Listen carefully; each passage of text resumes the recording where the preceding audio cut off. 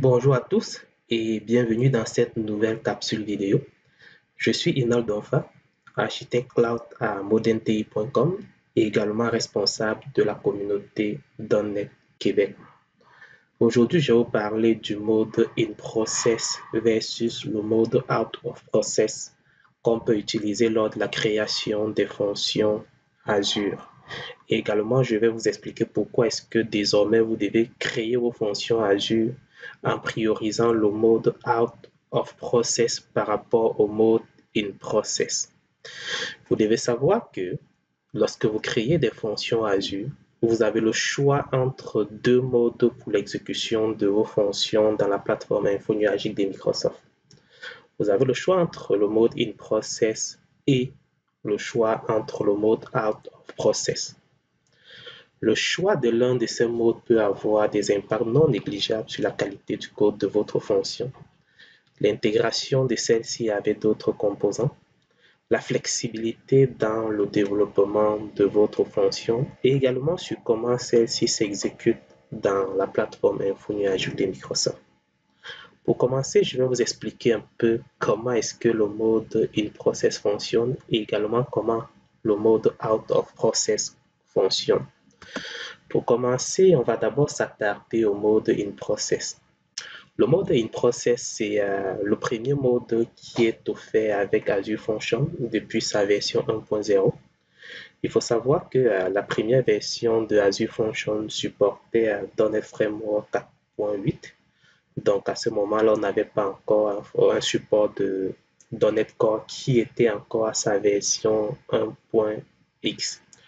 Je crois que c'est potentiellement par rapport à cela que Microsoft a offert le SDK Azure Function avec le support du mode in process. Parce qu'il faut le dire que ce mode est totalement différent du mode qui est utilisé pour les autres langages, notamment Java, PowerShell, F#, etc. Le mode qui est supporté par les autres langages est similaire au mode out of process. Donc, je me dis que c'est potentiellement à cause des enjeux liés au .NET Framework que Microsoft a décidé de bâtir le SDK pour .NET en s'appuyant sur le mode in process. Donc, avec ce mode-là, on n'a pas de principes chers à .NET Core comme la modularité ou encore l'injection des dépendances. Donc, en quelque sorte, les fonctions Azure étaient développées sous forme de bibliothèques de classe. Donc, qui dit bibliothèque de classe, ça veut dire à ce moment-là qu'on devait implémenter notre fonction.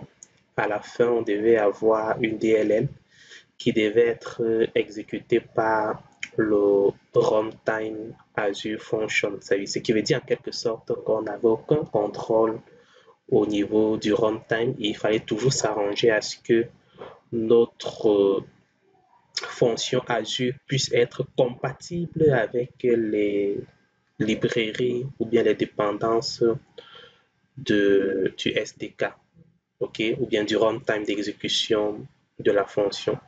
Donc ce mode-là vient quand même avec plusieurs inconvénients.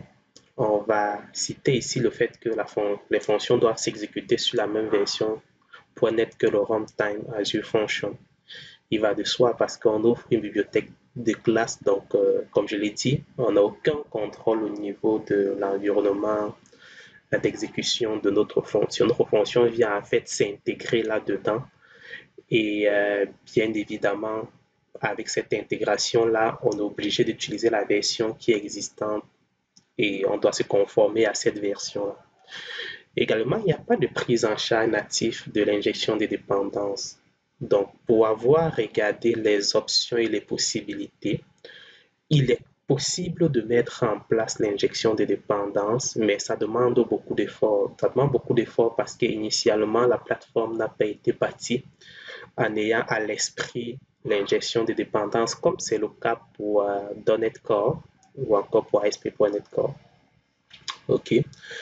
Il n'y a également aucune prise en charge des intergiciels. Vous savez, des intergiciels, ce sont des middleware qui viennent s'exécuter dans le pipeline d'exécution d'une requête au niveau de notre fonction.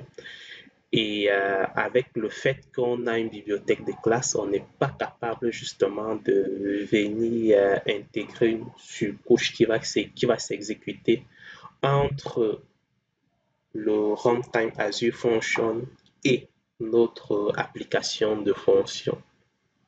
On n'a pas de contrôle au niveau du processus, donc démarrage de l'application, configuration d'interlogiciels, etc.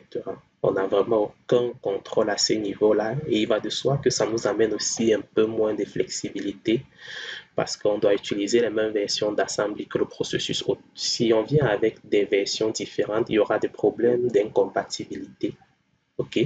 Donc, vous voyez qu'on est quand même pas mal limité avec ce mode, quoiqu'on est capable quand même de développer rapidement nos fonctions. Ce mode, il est intéressant dans l'optique où on part quand même sur le postulat qu'une fonction Azure, c'est un petit bout de code qui ne doit pas avoir, qui doit avoir une seule responsabilité et qui ne doit pas être volumineuse. Du coup, en partant sur ce postulat-là, on s'est dit, bon, on n'a pas besoin forcément d'avoir des surcouches supplémentaires tout autour. Mais quoi qu'il en soit, on a quand même beaucoup moins de flexibilité lorsqu'on implémente nos fonctions en utilisant le mode in-process. Maintenant, on va regarder un peu le mode out of process et comment ce dernier fonctionne. Le mode hors processus a été introduit avec Azure Function 3.x dans le SDK Azure Function 3.x. Cette version supporte .NET 5.0 et .NET 3.0, mais il faut savoir que si vous voulez utiliser le mode hors processus, il est disponible uniquement avec .NET 5.0. Donc pour les versions précédentes de .NET, c'est-à-dire .NET 3.1 et .NET 2.0, etc., vous ne pouvez pas utiliser le mode out of process. Ce mode, l'avantage qu'il offre, c'est qu'il permet désormais de créer et exécuter des fonctions C# dans un processus isolé, comme c'est le cas pour les autres SDK, JavaScript, PowerShell, etc. OK. Avec ce mode, on a quand même de nombreux avantages, dont le fait d'abord qu'on a un contrôle total au niveau du processus. Ça veut dire qu'on contrôle le démarrage de l'application, on contrôle les configurations utilisées et on contrôle même les interlogiciels qui sont démarrés. Donc, ce qui veut dire en quelque sorte que je suis même capable d'aller injecter mes propres interlogiciels dans le pipeline de traitement d'une requête ou d'une instruction au niveau de Azure Function.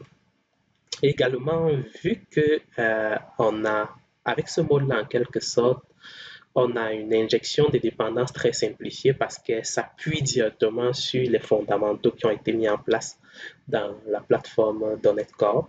Donc, on est capable de mettre l'injection de dépendance en s'appuyant directement sur les mêmes mécaniques qu'on va retrouver dans .NET Core.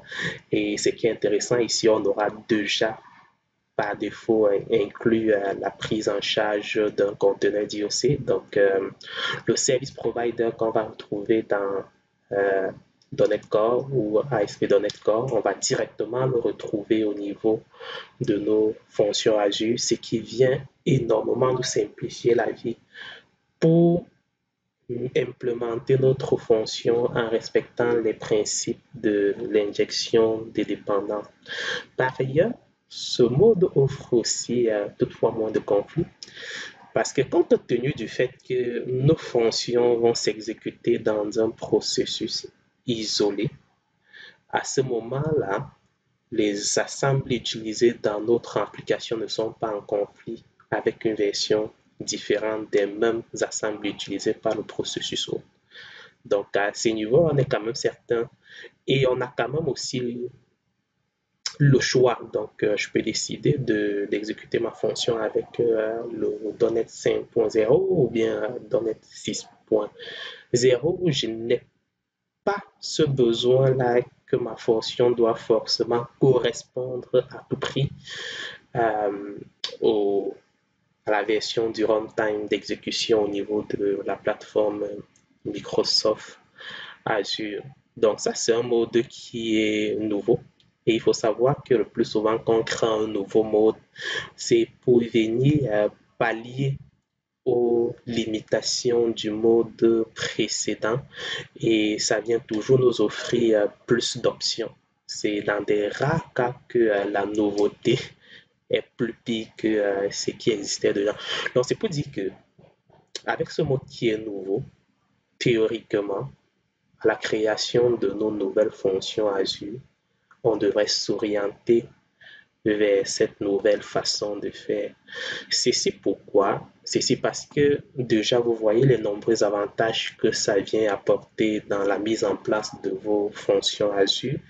Mais par ailleurs, je tiens à souligner que le mode euh, in process est amené à disparaître. Si je me limite à la feuille de route qui a été publiée par l'équipe qui implémente Azure Function, on peut voir dans cette feuille de route que le mode in process est disponible avec .NET Core 3.1 qui est encore supporté vu que c'est une version LTS. Ensuite, c'est disponible avec .NET 6 qui est également une version LTS. Par contre, .NET 7 qui n'est pas une version à long terme support qui va sortir à la fin de cette année ne disposera pas du mode in process.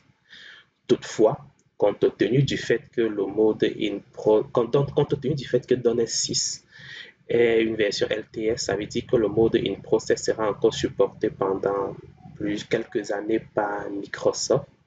Mais à la suite de la sortie de .NET 8, parce que la sortie d'une nouvelle version LTS permet de définir la date de fin de support de la précédente version LTS. Donc, ça veut dire qu'à partir de .NET 8, le nombre de mois que va vivre encore le mode in process va commencer à être décompté. OK? Concrètement, il est plus viable pour vous si vous créez des fonctions à partir d'aujourd'hui de vous orienter directement vers le mode out of process qui va vous apporter également plusieurs avantages. Mais il faut noter quand même que il peut y avoir des points qui vont vous pousser à rester encore sur le mode in process parce que il faut noter que le mode out of process est encore un peu limité. Par exemple, il n'y a pas le support des fonctions durables. Je crois que les fonctions durables vont arriver avec .NET 7, donc à la fin de cette année. Si je veux créer des fonctions durables, je suis obligé de passer par le mode in process. Avant qu'on ne se sépare, on va un peu regarder concrètement la différence entre ces deux modes lorsqu'on crée notre fonction Azure. Donc, je vais aller dans mon Visual Studio Code et là, je vais créer une nouvelle application de fonction. Pour cela, je vais aller sur Azure et dans fonction, je vais cliquer pour créer un nouveau projet. OK. Donc ici, je vais d'abord commencer par créer mon projet en utilisant le mode in process et je vais vous présenter un peu la structure du projet qu'on aura. Ensuite, je vais créer un autre projet en utilisant le mode out of process et je vais également vous présenter un peu la structure du projet. OK. Donc, je vais y aller pour créer mon nouveau projet. Donc, je vais sélectionner son dossier.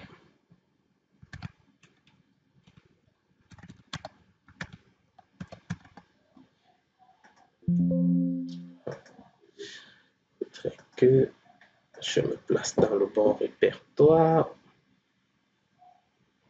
Donc, il faut d'abord créer le dossier. Donc, je vais créer un nouveau dossier. In process.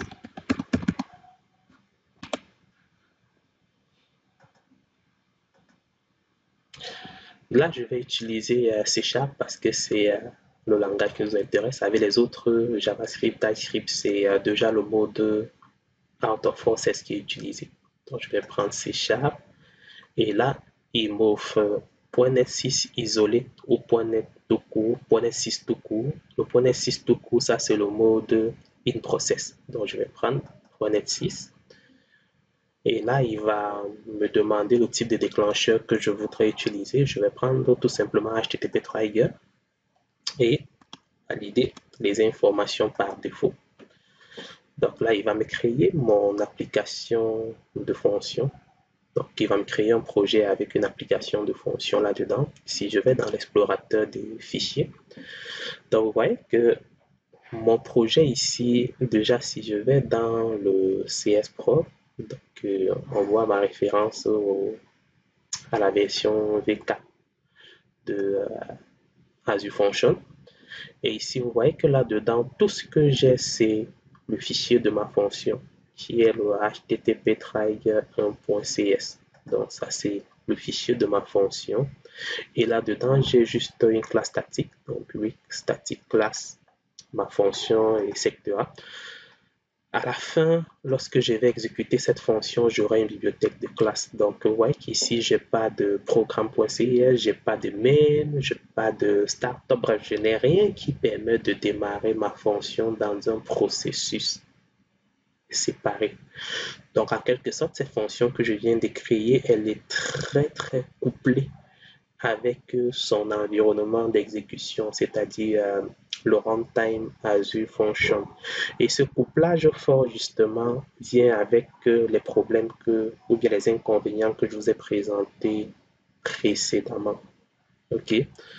Maintenant, si je crée une fonction avec le mode InProcess, voilà, vous allez voir la grosse différence qu'il y a entre la structure de mes deux fonctions. Donc là, je vais aller au niveau de Azure et je vais créer une nouvelle fonction. Là, je vais donner